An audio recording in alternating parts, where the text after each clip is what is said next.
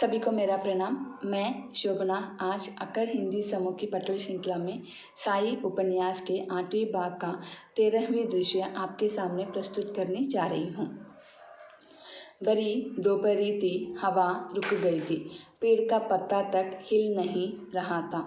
चारों ओर सन्नाटा छाया था। चिलचिलाती धूप थी, जमीन तप गई थी। धूल से मानो लू ही निकल रही थी। जंगल के मवेशी भी छांव की तलाश कर रहे थे। पक्षी पेड़ों मकानों में आसरा ढूंढ रहे थे। बाबा के मन में कुछ व्याकुलता गिर आई थी।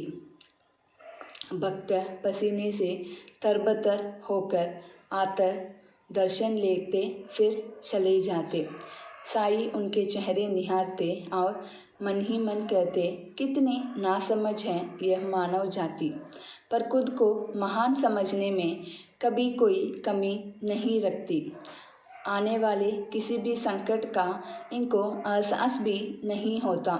पहले कोई तैयारी नहीं करते, भविष्य की चिंता भी नहीं करते। बाद में भाग दौड़, रोना धोना, अपयश और अंत में शोक। बाबा की व्याकुलता किसी के ध्यान में नहीं आ रही थी, पर मालसपति सावधान थे, कारण साई का व्यवहार रोज की अपेक्षा भिन्न था। भक्त चरण स्पर्श कर रहे थे, पर बाबा आशीर्वाद नहीं दे रहे थे। उनके मुख से कोई बोल प्रकट ही नहीं हो रहा था। उनका चेहरा गंभीर था। वे किसी चिंता में व्याकुल हो रहे थे। दोपहर टल नहीं रही थी और बाबा तड़ाक से उठे और फुर्ती से उठकर झपाक से सीढ़ियाँ उतरकर सभा मंडप में आए और चहलकदमी करने लगे। लोग वहाँ भी आकर उनका चरण स्पर्श करने की कोशिश करने लगे। वे गरज उठे, पागल है क्या आप? बहुत हो गए दर्शन, जाओ जाओ जल्दी जाओ, देर मत करो, अपने ठिकाने पर जल्दी से पहुंच जाओ। और हाँ, आज शाम कोई भी अपने घर से बाहर ना निकले। आज मजबूत आसरा देकर वहीं रुक जाओ। भागो भागो सभी। बाबा गरज उठे। उनकी बातों से लोग घबरा गए। वह विपदा की आहट थी। मालसपति, श्यामा, तात्या सब घबरा गए। वे बाबा के पास गए। बाबा आसमान की ओर चहलकदमी करने वाले बाबा के बस हुंकार भरी, क्या हुआ? अब तक कुछ नहीं हुआ है। क्या होने वाला है? आप इतने बेचैन क्यों हैं? मालसपति ने पूछा। मालसपति, एक भयंकर राक्षस आने वाला है, बड़ा कोहराम मचने वाला है, मृत्यु की डोंडी पीटने वाली मुनादी देने आने वाला है। आप लोगों को कुछ क्यों नहीं समझता? आप इतने शांत कैसे रह सकते हैं? हम अल्पमति क्या समझें? कितने जन्म रहेंगे अल्पमति? कभी तो महामति बन जाइए। मेरे सानिध्य में रहकर भी अगर अल्पमति ही रहना है तो मेरे होने का क्या लाभ, और मेरा भी। बाबा और भी गंभीर होने लगे। उनके गूढ़ बातों का अर्थ नहीं लग रहा था। उन सबका मन भयातुर हो उठा। बाबा तात्या ने हिम्मत करके कहा, क्या है रे तात्या? कौन सा राक्षस आने वाला है? दिखेगा ना? दिखेगा ही। कब आने वाला है? निकल पड़ा है वह। उसकी यात्रा इसी दशा में ही हो रही है। शाम तक पहुंचकर उद्यम मचाने वाला है। आपके घर बार तबाह करेगा। सावधान सावधान सावधान हो जाओ। अब फिर वातावरण गंभीर हो गया। तात्या, श्यामा, काशी, आपा, बाबा ने सबको पुकारा। सभी उनके पास आए। मैं जैसा कहता हूँ वैसे करो। कुछ लोग अंदर गांव में चले जाओ। गांव वालों को सावधान रहने को कहो। गांव वालों से कहो कि अपने बच्चे को लेकर अपने अपने घरों में ही बंद रहें, घर से बाहर ना निकले। मवेशी अगर बाहर खुले हैं तो उनको सुरक्षित जगहों पर ले जाओ, ठीक है? कुछ लोग वन जंगल में चले जाओ, वहाँ किसान गडरिए आदि होंगे, उनको तत्काल वापस आने के लिए कहिए। अच्छा और मजबूत आसरा देकर रहने के लिए कहिए। जी, और आप सब यहाँ आइए। जिनके पास अच्छा मजबूत आसरा नहीं है उनको यहाँ आने के लिए कहिए। यहाँ उनको कुछ नहीं होगा। जी, जाओ, भागो, जल्दी और जल्दी, जितनी जल्दी हो वापस आ जाओ, नहीं तो दूसरों को सावधान करते करते तुम मुसीबत में फंस जाओगे। नहीं नहीं, ऐसा नहीं होगा। हम यूं गए और यूं आए, आपकी हर सूचना का पालन करेंगे। जाओ, भागो अभी। सब चले गए। आओ मालसपति, हम ऊपर बैठते हैं। जी, दोनों ऊपर आए। भक्तों ने बाबा को बैठने के लिए एक गद्दा और एक ताकिया दिया। बाबा उस पर विराजमान हुए। बाबा, आपके होते हुए कौन सा संकट आने वाला है, और अगर भी आ जाए तो भी उसकी नहीं चलेगी। नहीं मालसपति, होने की हर बात मैं टाल नहीं सकता।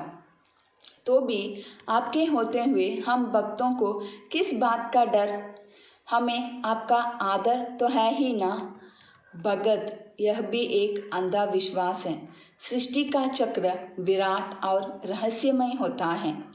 उसकी हर घटना पर मेरा शासन नहीं चलता।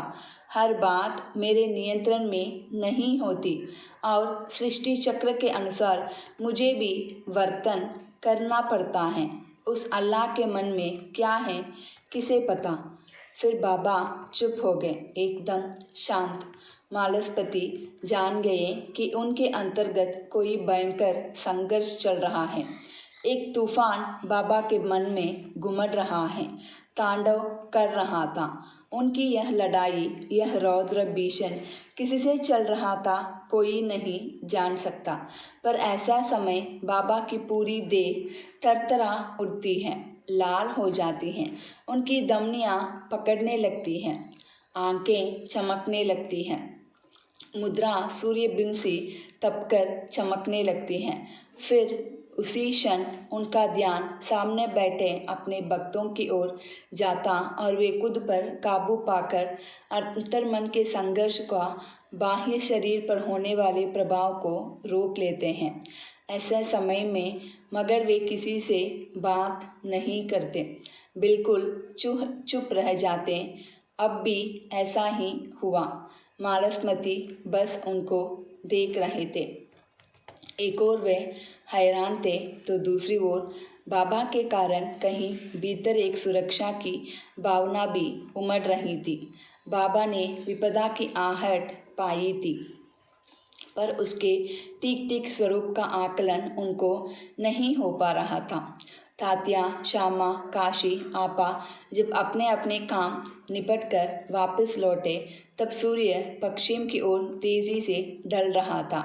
उसी समय हवा का एक झोंका तेजी से मस्जिद में घुस आया और बाबा एकदम से उठ खड़े हो गए। आज मैं तुम्हें अनुमति नहीं दूंगा, तुम्हारा उद्देश्य ठीक नहीं है, वे गरजे। पर हवा का झोंका उनकी माने बगैर मस्जिद में हर जगह घुमरता चला गया। उसमें बाबा का भिक्षा पात्र गिर गया और उड़कर सभी मंडप में जा गिरा। पत्थर पर टकराने से उसकी आवाज़ गूंजी। ठीक है, जो तैमान तुझे मचाना है मचा लो, पर ध्यान रख मैं भी यही हूँ, बाबा ने जोर से कहा और तकिए से पीठ लगाकर बैठ गए। शांति शांति, सप्तता। युद्ध का प्रारंभ होने वाला था, उसके पूर्व की वह शांति थी। शाम हुई और साय साय कर हवा चलने लगी। आकाश में बड़े बड़े बादल छा गए, हवा से टकराने लगे और फिर बिजली की गड़गड़ाहट होने लगी। बादलों की भयंकर गड़गड़ाहट सुनकर लोग भयभीत हो गए। बिजली की कांद से आंखें चुदिया गई। धूल मिट्टी ऊपर उठने लगी। सूखे पत्ते आसमान में लहराने लगे। पेड़ जोर से हिलने लगे। टहनियाँ हिल हिल कर दूसरे में उलझने लगी। पुराने पेड़ जड़ समेत उखड़ने लगे। पक्षी पतंगे बेहाल होकर चीख पुकार करने लगे, जानवर दहाड़ने लगे, कुत्ते डरावनी आवाज़ में भौंकने लगे, लोग चीखने की गड़गड़ाहट, बिजली की कड़कड़ाहट, हवा की साए साए और घनघोर वर्षा, बड़ी बड़ी बूंदें टपकने लगी, पत्थर के समान ओले बरसने लगे, धरती पर ओलों का ढेर लग गया। ओलों की जिस पर भी मार पड़ी वह दर्द से कराहने लगा, बेहाल होने लगा। शिरडी निवासी, बाहर से आए भक्तगण, यात्री सभी हड़बड़ा गए, भयभीत हो गए। उन्होंने बचने की, जीने की आशा छोड़ दी। ऐसा आभास होने लगा कि सारी पृथ्वी झकझोरी जा रही थी। लोग बेहाल हो गए, कैसे बचेंगे, कौन बचाएगा? इन सब का एक ही उत्तर था, बाबा, साईं बाबा। मस्जिद के आसपास बसने वाले लोग जैसे तैसे भागकर मस्जिद में आ गए। कई लोग तो तात्या और श्यामा के कहने पर पहले ही मस्जिद में आए थे। बच्चों की भीड़ लग गई। मस्जिद की छत के नीचे लोगों की भीड़ वर्षा से बचने का प्रयत्न कर रही थी। जहाँ कहीं जगह मिली वहाँ लोग सहमे से खड़े थे, कांप रहे थे। सबकी नज़रें बाबा पर टिकी थी। गड़गड़ाहट, कड़कड़ाहट और दुगनी तेज़ी से होने लगी थी। शाम हो गई थी पर घना अंधकार छा गया था। वर्षा ने रौद्र भीषण रूप धारण किया था। चारों ओर पानी ही पानी हो गया। जानवरों का चारा बह गया, अनाज भीग कर बहने लगा। आज किसी मनुष्य को जिंदा नहीं छोड़ूंगा कहकर ही मानो वर्षा क्रोध होकर बरस रही थी। बर्बादी की सीमा नहीं रही। बाबा फिर भी शांत थे। उन्होंने सबके चेहरे देखे, सबके सब भयभीत। उनकी आंखों में मृत्यु का भय समा गया था। छोटे छोटे बच्चे और महिलाएं तर-तर कांप रहे थे। सबने बाबा को हाथ जोड़े। एक के बाद एक दो बिजलियां कड़की। वह कड़कड़ाहट भयंकर थी, मानो इंद्र ने बाबा को ही चुनौती ही दी थी। बाबा ने एक बार फिर सब पर नज़र दौड़ाई। हिंदू, मुस्लिम, फारसी, ईसाई, हर जाति धर्म के लोग आश्रय के लिए वहाँ आए थे। संकट काल में सभी मात्र मनुष्य होते हैं। बाबा बचाओ, एक छोटा लड़का चीख पड़ा। वह बिजली की कड़कड़ाहट से डर गया था। उस बच्चे का अनुकरण सबने किया। सबने हाथ जोड़े। बाबा बचाओ, आप ही हमारे तारनहार, बाबा रक्षा कीजिए, बाबा सेव अस। और बाबा अपनी जगह से उठे। उनकी देह तप्त हो गई थी, मुद्रा फूल गई थी। वे मस्जिद से उठकर सभा मंडप में आ गए। वहाँ से वे सीधे उस मूसलधार वर्षा में आकर खड़े हो गए। एक स्थान पर आकर रुक गए। अपने दोनों हाथ ऊपर उठाकर फैला दिए और गगनभेदी आवाज़ में आसमान की ओर देखकर वे गरज उठे। मैंने तुम्हें अनुमति नहीं दी थी, तो भी तुमने ऐसे तमाम मचाया। और कितना, कब तक? हाँ, तुम नहीं जानते मैं यहाँ हूँ। बाबा की आवाज़ बिजली की कड़कड़ाहट से भी अधिक ऊंची और तेज थी, बादलों की गड़गड़ाहट से भी भयंकर थी। उनकी आवाज़ से आसमान तरार गया, आसमान का गुंबज कांपा, भूमंडल डगमगाया। भक्तगण और अधिक डर गए। फिर विस्मय से सारा दृश्य देखने लगे।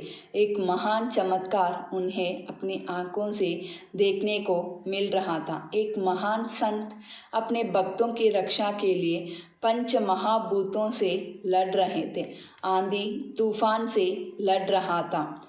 बाबा और भी तेज से गरजने लगे। अब बस काफ़ी हो गया तुम्हारा नाच, अब पीछे हट, नहीं तो मुझसे पाला है।